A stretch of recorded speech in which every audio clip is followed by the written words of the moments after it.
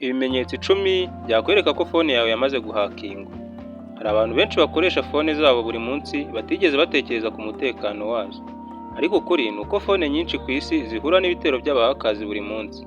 Ikibazo si uko haka ashobora kugerageza kuguhakinga gusa, ikibazo ni uko hari igihe phone yawe ishobora kuba yarahakinzwe nyirayo atabizi.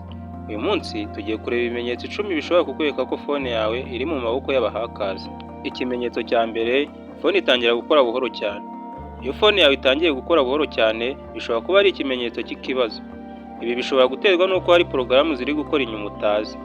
Mu mateka ya cyber security, hari virusi yigeze kumenyekana cyane yitwa Pegasus spyware. Iyi spyware yashoboraga kwinjira muri phone igatangira gukurikirana ubutumwa, amafoto ndetse n'aho umuntu ari. Kenshi nyirayo ntiyabaga yabimenya ako kanya. Ikimenyetso cya kabiri, batiri ishiramo umuriro vuba cyane. Niba phone yawe itangiye kugishiramo umuriro vuba cyane kurusha mbere, bishobora kuba ikimenyetso cy'ikibazo. Iyo hari malware cyangwa spyware muri phone, ibishobora gukoresha batiri cyane nyuma utabizi. Ni nk'iyo ufite umuntu uri gukoresha amashanyarazi mu nzu yawe utabizi. Icya gatatu, data ya internet iragabanyuka cyane. Hari igihe ushobora kubona ko data yawe ishira vuba cyane. Ibi bishobora kuba ari ikimenyetso y'uko hari application iri kohereza amakuru yawe kuri server ya hacker. Mu bushakashatsi bwakozwe n'abashinzwe cyber security, basanze malware nyinshi zohereza amakuru ku bahakazi bari kure. Icya kane, app utashyizeho zigaragara muri phone yawe.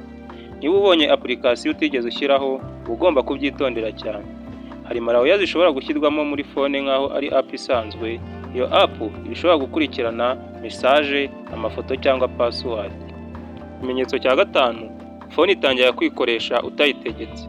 Hari igihe phone ishobora gufungura app yonyine cyangwa kwandika ibintu ku giti cyayo. Ibi bishobora guterwa n'uko hari software iri kwigenzura inyuma.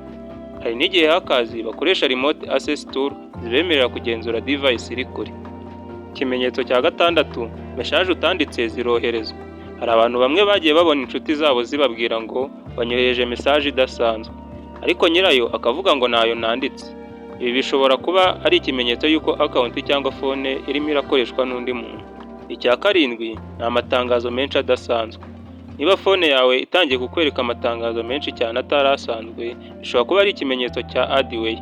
Adware ni ubwoko bwa malware bushyirwamo amatangazo menshi kugira ngo haka abone amafaranga. Ikimenyetso cya munani, phone irashyuha kandi nta kintu urimo urakora. Niba phone yawe ishyuha cyane kandi nta kintu uri kuyikoresha, bishobora kuba hari porogaramu iri gukora inyuma. Hari malware zimwe zigeze gukoreshwa mu mateka zakoreshaga phone z'abantu gukora ibikorwa by'abahakazi batabizi. Ibi byitwa botnet attack. Icya cyenda, account zawe zitangira kwinjira. Niba utangiye kubona alert zivuga ko hari umuntu winjiye muri account yawe, uba ugomba kubyitondera. Ibi bishobora gusobanura ko hakazi yamaze kubona amakuru yawe muri phone. Ikimenyetso cya 10, kamera cyangwa microphone bitangira gukora. Iki ni kimwe mu bintu biteye ubwoba cyane. Hari spyware zimwe zishobora gukoresha kamera cyangwa microphone ya phone utabizi. Mu mateka ya cyber espionage, hari ibikoresho byinshi byakoreshwaga gukurikirana abantu bakomeye cyane ku isi. Niyo mpamvu umutekano wa phone ari ikintu gikomeye cyane muri iki gihe. Nk'uko mubibonye, phone yawe ishobora gutanga ibimenyetso byinshi byerekana ko hari ikibazo. Ikintu cy'ingenzi si ukwicara ugira ubwoba, ahubwo ni ukumenya uko wakwirinda. Mu bice bizakurikiraho, tuzareba uburyo bworoshye bwo kurinda phone yawe hakazi. Niba ushaka kumenya byinshi kuri hacker na cyber security mu Kinyarwanda, komeza ukurikirane channel yacu kandi ntuzibagirwe subscribe, like, share na comment kuri Sibo James Tech and AI. Twabanye rero nitwa James, ukomeje guhabwa ikaze. Kwiga AI mu buryo bworoshye, subscribe Sibo James Tech and AI.